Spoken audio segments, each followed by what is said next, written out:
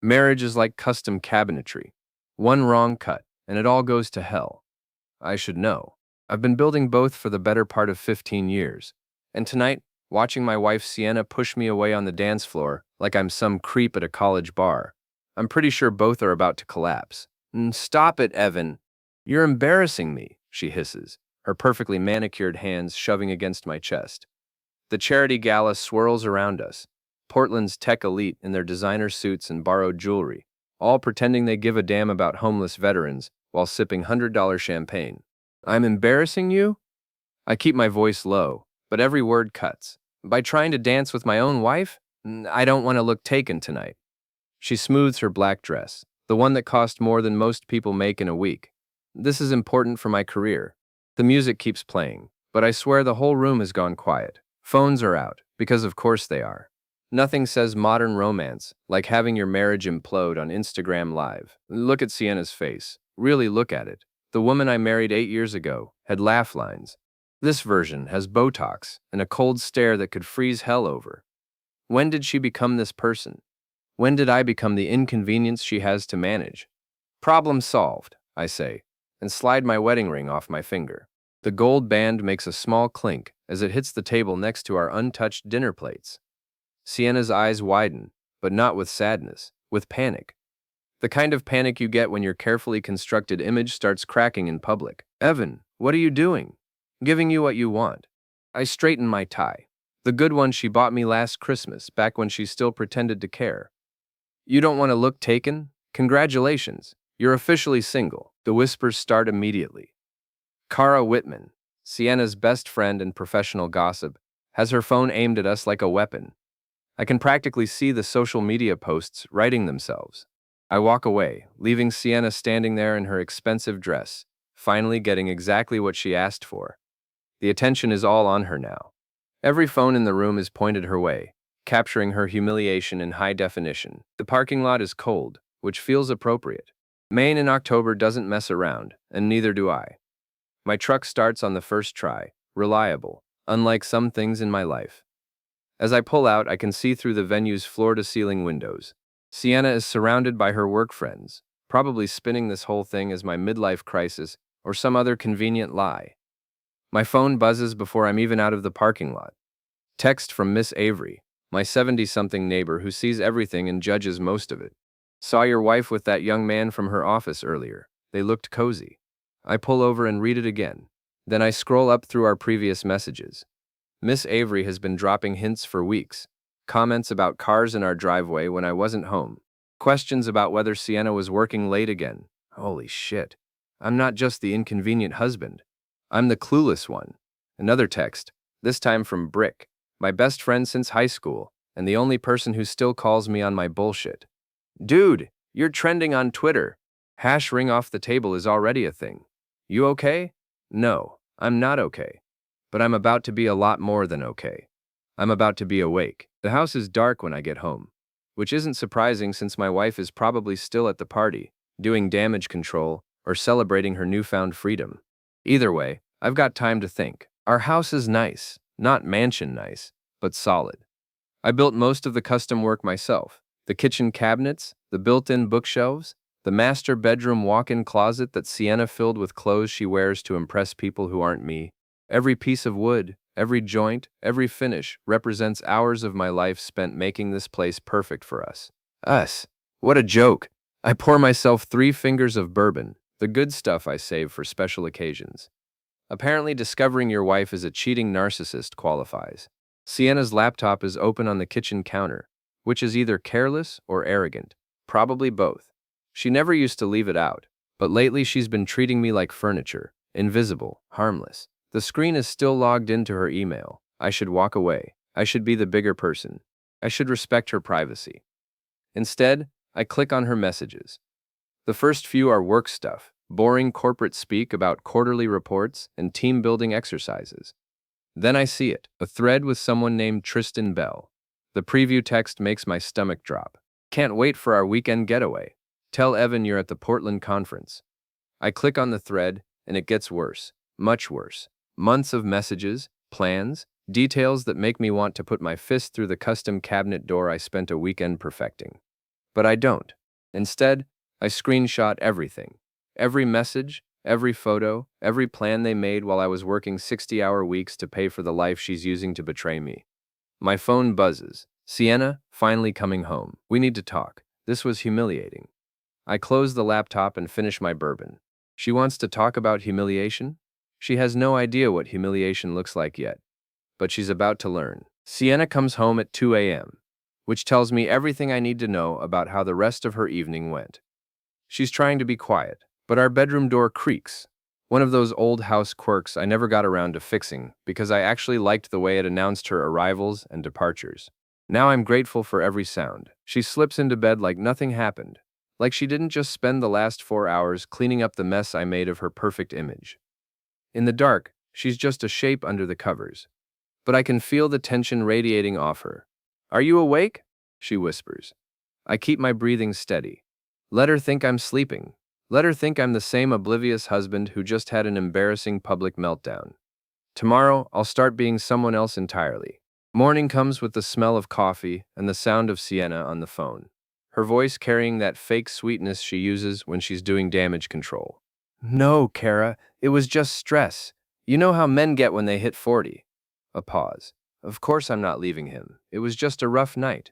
I'm not 40 for another 3 years, but why let facts get in the way of a good narrative?" I shower, dress, and head downstairs like it's any other Wednesday. Sienna is at the kitchen island, perfectly made up, despite getting 3 hours of sleep.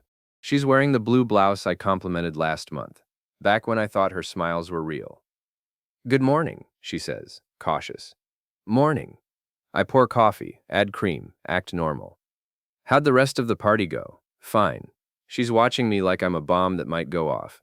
"Evan, about last night. What about it?"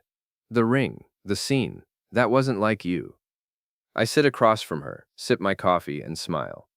"Maybe you don't know me as well as you think." Something flickers in her eyes. "Fear? Good. I have to go to Portland this weekend," she says. "Company retreat, team building, the Portland conference." Just like Tristan's message said she'd claim. The lies come so easily to her now. "Sounds fun. Which hotel?" "The Eastland Park. You know, the historic one downtown." Another lie. I check their messages. They're staying at some boutique place in the old port, probably picked for its discretion more than its amenities. "Have a great time," I say, and I mean it. She's going to have the time of her life, right up until she doesn't. After she leaves for work, I get busy. First stop, Best Buy, where I purchase a small GPS tracker, the kind marketed to parents who want to keep tabs on their teenage drivers. Perfectly legal, and since the car is in both our names, perfectly justified. The device goes under Sienna's rear bumper, hidden in the wheel well, where she'll never think to look. It syncs to an app on my phone, giving me real-time location data. Modern technology is amazing. Next stop, the bank, where I discover something interesting. Our joint accounts have been slowly drained over the past 6 months. Small amounts, nothing that would trigger alerts, but it adds up. Sienna's been skimming money for her affair, funding hotel rooms and romantic dinners with my labor. I don't close the accounts. That would tip my hand.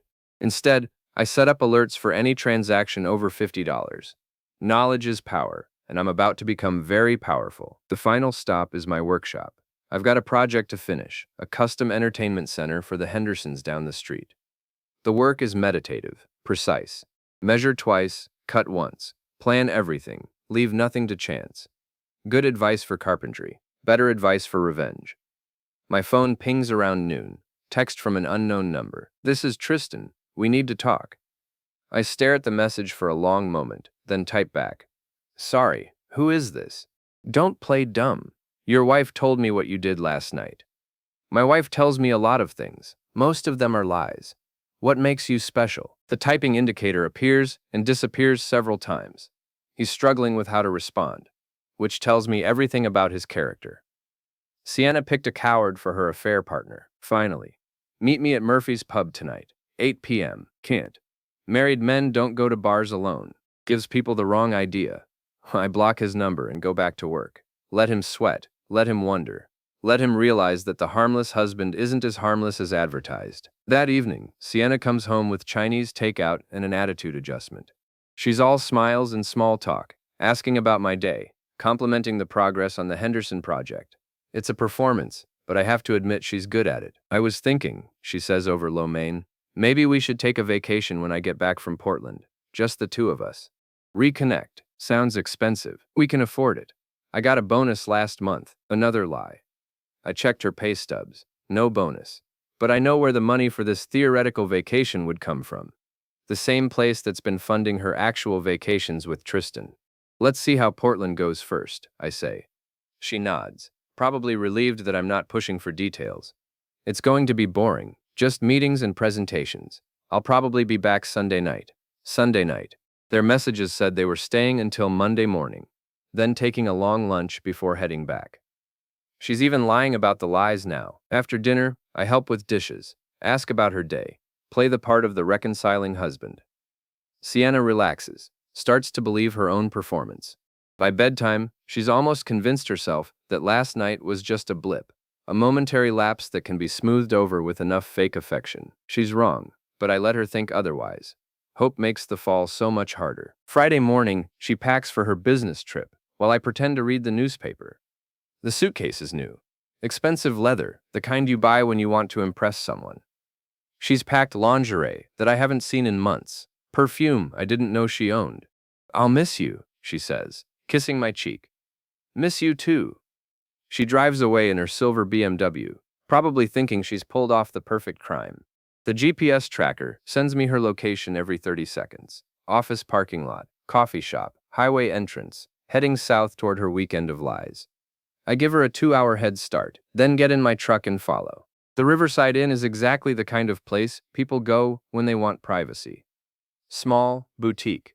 The kind of establishment that doesn't ask questions as long as the credit card clears.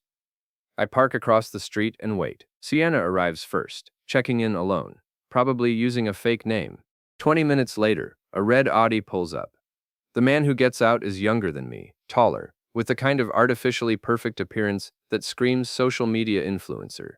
This must be Tristan Bell, the coward who wanted to meet me at Murphy's pub. He's handsome in a generic way, like he was ordered from a catalog.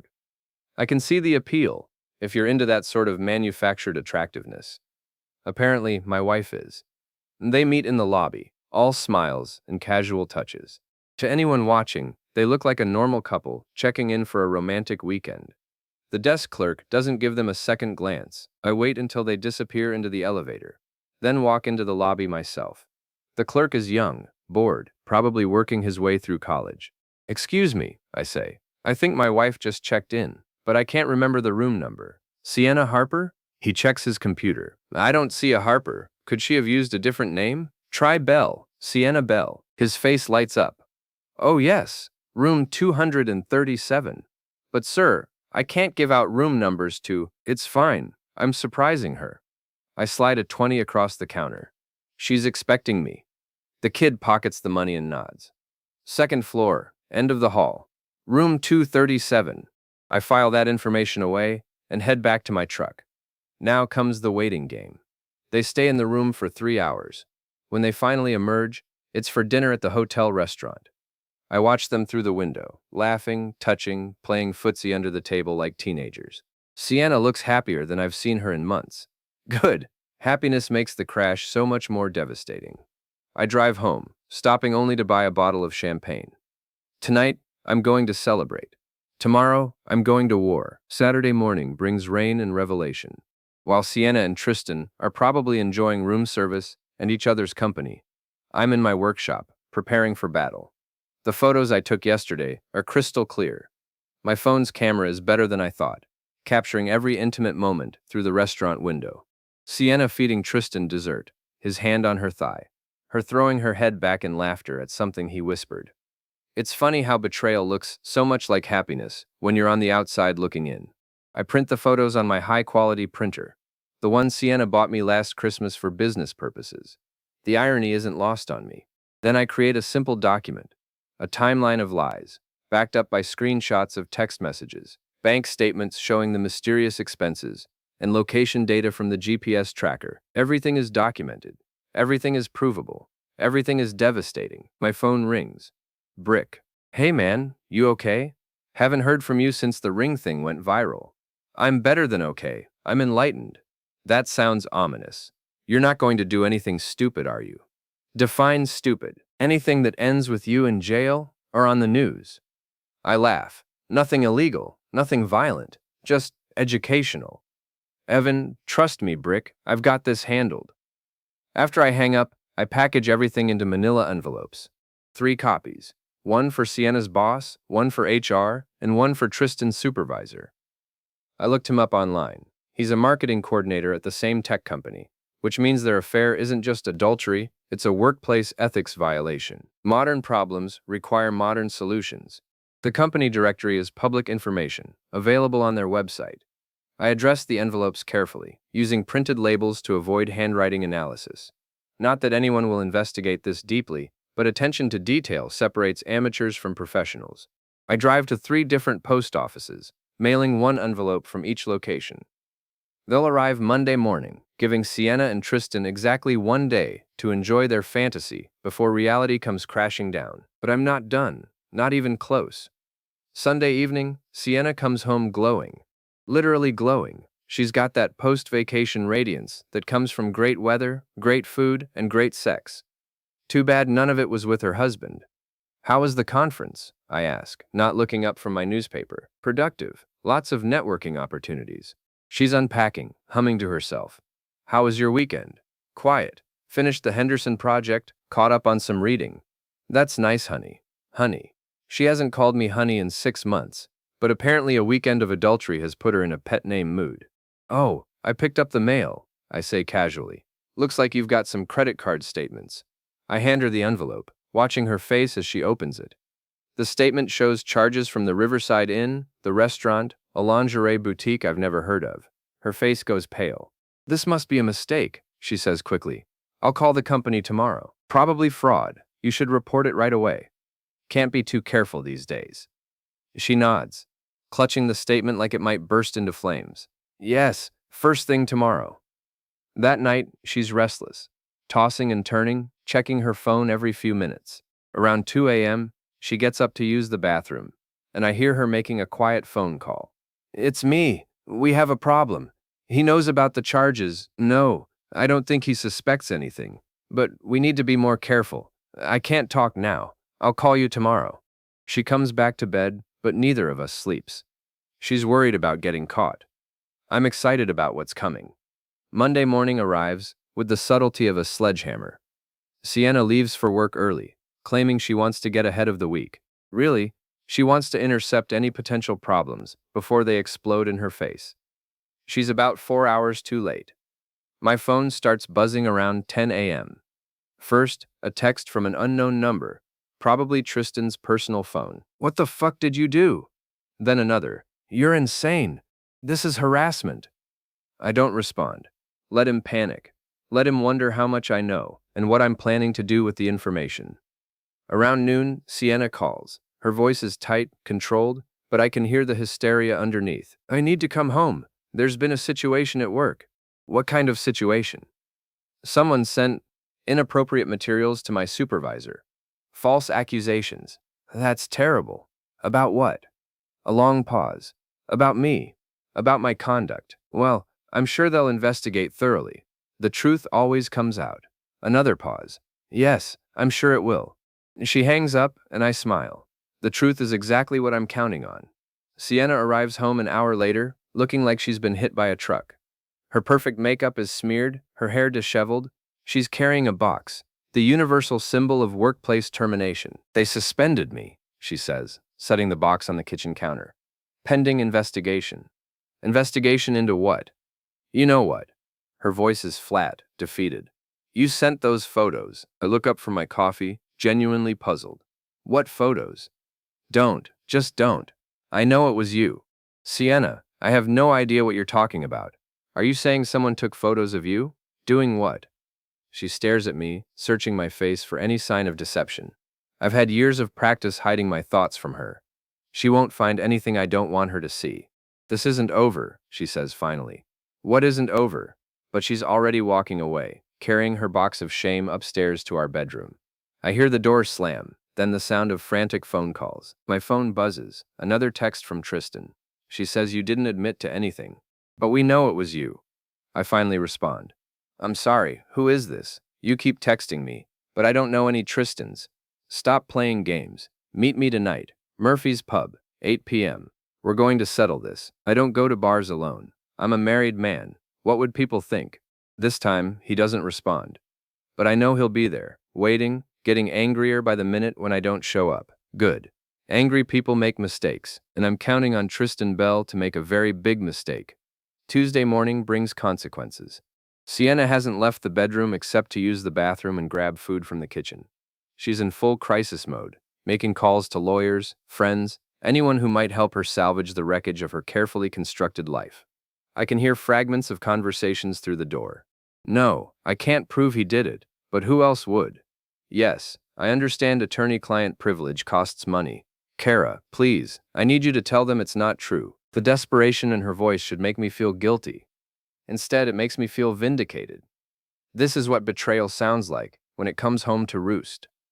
My phone has been buzzing all morning. Texts from Tristan, increasingly unhinged. You coward. Face me like a man. I know where you work.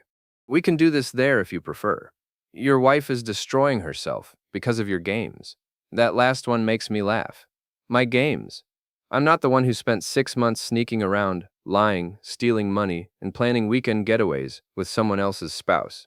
I'm just the one who documented it. Around 10 a.m., there's a knock at the door. Through the window, I can see a red Audi in my driveway. Tristan Bell, coming to my house.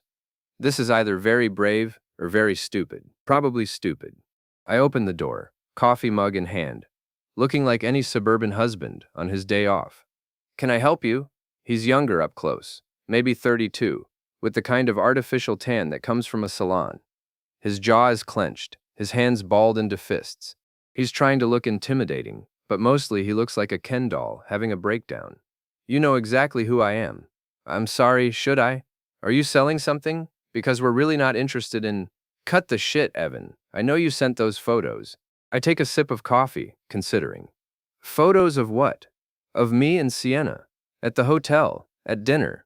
Sienna was at a business conference this weekend, in Portland, at the Eastland Park Hotel. I pause, letting that sink in. Are you saying you were at her business conference? That's interesting. What company do you work for? His face flushes red. You're fucking with me. Language, please. This is a nice neighborhood. I want those photos deleted, all of them. And I want you to call her boss. Tell them it was a mistake. I'm confused. What photos? And why would I call my wife's boss? That seems like something she should handle herself. Tristan steps closer, trying to use his height advantage to intimidate me. Listen carefully. If you don't fix this, I'm going to make your life very difficult. I set my coffee mug on the porch railing and look up at him. How? What? How are you going to make my life difficult? Specifically. Hi. He opens his mouth, then closes it. He hasn't thought this through, which confirms my assessment of his intelligence. I could tell people things about you, he says finally. What things? Things Sienna told me. About your marriage. About how you treat her. Now I'm genuinely curious. How do I treat her? Like shit. She says you ignore her, take her for granted, never show her any affection. Huh. That's interesting feedback. Anything else? He's getting frustrated. This isn't going the way he planned. She says you're controlling, possessive, that you check up on her all the time. Do I? That doesn't sound like me. I mean, if I were checking up on her, wouldn't I have known about you 2 months ago? The question hangs in the air like smoke. Tristan realizes he's just admitted to a months-long affair, which contradicts whatever story Sienna has been telling him about their marriage. This isn't over, he says, backing toward his car. What isn't over? I still don't understand what we're talking about. He drives away, tires squealing. Through the bedroom window, I can see Sienna watching. She saw the whole thing, which means she knows Tristan came here, made threats, accomplished nothing. Her hero isn't very heroic after all. Wednesday brings a new development. Sienna finally emerges from the bedroom, showered and dressed for the first time in 2 days. She's wearing a business suit, the armor of professional women everywhere. I'm going to the office, she announces, to meet with HR. That's good. Clear the air. They want to hear my side of the story. I'm sure you have a compelling one. She studies my face, looking for sarcasm, but I keep my expression neutral. After 8 years of marriage, I know exactly which face to show her. Evan, I need to ask you something directly. Okay, did you send those photos to my boss? I meet her eyes, steady and calm. What photos? The ones of me and Tristan, at the hotel. You were at a hotel with someone named Tristan? When? You know when. I know you were at a business conference in Portland, at the Eastland Park Hotel. Are you telling me this Tristan person was at your conference? She's trapped. Either she admits to lying about the conference, or she has to explain why her coworker was at her business event. Either way, the story doesn't hold together. Never mind, she says finally. I'll handle this myself. After she leaves, I call Brick. How's the war going? He asks. Better than expected. The enemy is retreating on all fronts. You're enjoying this too much. I'm enjoying this exactly the right amount. You should see them scramble. It's like watching ants when you kick over their hill. Just don't get carried away, man. Remember, you still have to live with yourself after this is over. I'm sleeping better than I have in months. That afternoon, Sienna comes home early. Her face is grim, her shoulders slumped in defeat. How did it go? I ask. They're conducting a full investigation, interviewing witnesses, reviewing security footage, checking expense reports. That sounds thorough. They found discrepancies in my travel expenses, charges that don't match my reported locations. That's concerning. Identity theft, maybe? Maybe. But we both know it isn't. That evening, she tries a different approach. She cooks dinner, my favorite, pot roast with vegetables.